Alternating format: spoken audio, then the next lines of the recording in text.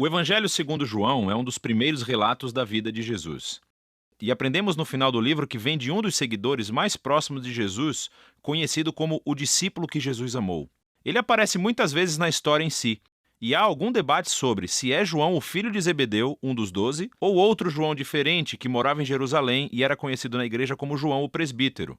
Seja qual for o João, o livro incorpora o depoimento de testemunhas oculares e foi brilhantemente criado com um propósito claro, que é apresentado perto do fim. João diz que a história foi escrita para que vocês creiam que Jesus é o Messias, o Filho de Deus, e para que, crendo, tenham vida em seu nome. João acredita que o Jesus sobre o qual você lê nesse livro está vivo e é real, e que ele pode mudar a sua vida para sempre. O design do livro é muito legal.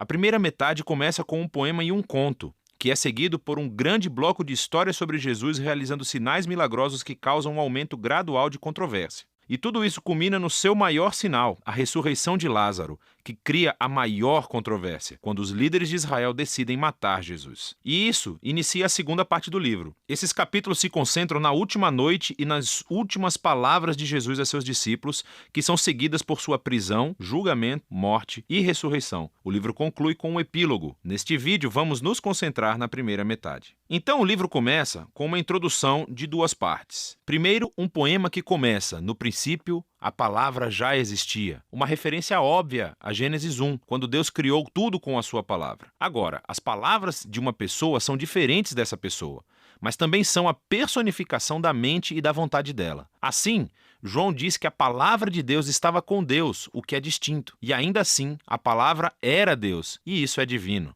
E quando refletimos sobre essa afirmação, ouvimos depois no poema que essa palavra divina se tornou humana em Jesus. Então João parte das histórias do Êxodo, afirmando que Jesus era o tabernáculo de Deus no nosso meio.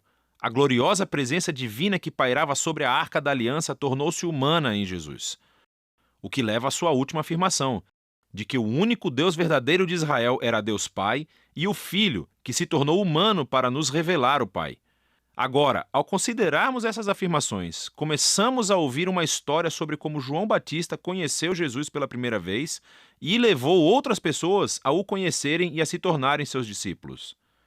E uma por uma, conforme as pessoas se encontravam com Jesus, elas diziam em voz alta quem pensavam que ele é. E nesse capítulo, Jesus recebe 7 títulos. Esses títulos apontam para o interesse que João tem no número 7, mas juntos também têm um significado. Que esse Jesus de Nazaré, que é totalmente humano, é o rei messiânico. Ele é o mestre de Israel. Ele é o Filho de Deus que morrerá pelos pecados do mundo. Essa é uma afirmação muito grande para ser feita sobre uma pessoa, e João irá defendê-la através das histórias nos capítulos 2 a 12. Todas elas têm o mesmo padrão básico. Jesus faz um sinal ou uma afirmação sobre si mesmo, e isso resulta em mal-entendidos ou controvérsias. E assim, no final de cada história, as pessoas são forçadas a decidir quem elas pensam que Jesus é. A primeira sessão mostra Jesus encontrando 4 instituições judaicas clássicas. E em cada encontro, Jesus mostra que ele é a personificação dessa instituição. Então, Jesus está numa festa de casamento e o vinho acaba. E Jesus transforma esses enormes jarros de água, algo como 455 litros no total, no melhor vinho de sempre. E o garçom diz ao noivo: "Você deixou o melhor vinho para o final", o que de fato é verdade. Mas João considera esse milagre o primeiro sinal de Jesus. Em outras palavras, é um símbolo que revela algo sobre Jesus. Assim como Isaías disse que o reino messiânico seria como uma grande festa, com um ótimo vinho, este primeiro sinal milagroso revela a generosidade do reino de Jesus. Em seguida, Jesus vai ao Templo de Jerusalém, o lugar onde o céu e a terra deveriam se unir e Deus se encontraria com seu povo. Jesus afirma sua autoridade sobre o templo, acabando com os vendedores e interrompendo as ofertas de sacrifício. E quando os líderes do templo o ameaçam, ele diz: "Destruam esse templo, e eu o erguerei novamente em 3 dias. Jesus afirma que sua morte sacrificial será o lugar onde o céu e a terra realmente se encontrarão. O seu corpo que será morto é a personificação do templo. Jesus, então, conversa a noite inteira com um rabino chamado Nicodemos, que pensa que Jesus é como ele, outro rabino e mestre de Israel. Mas Jesus diz que Israel precisa de muito mais do que apenas outro mestre com novas informações. Israel precisa de um novo coração e de uma nova vida. Ou, em suas palavras, ninguém pode experimentar o reino de Deus sem nascer de novo. Jesus acredita que os seres humanos estão presos a uma teia de egoísmo e pecado que levam à morte, mas também sabe que Deus ama este mundo e é por isso que ele está aqui, para oferecer às pessoas um novo nascimento, uma nova chance de vida. A partir daqui, Jesus viaja para o norte e ele acaba em um poço sagrado conversando com uma samaritana, isto é, uma mulher não judia. E eles começam a falar sobre a água que Jesus transforma em uma metáfora para si mesmo.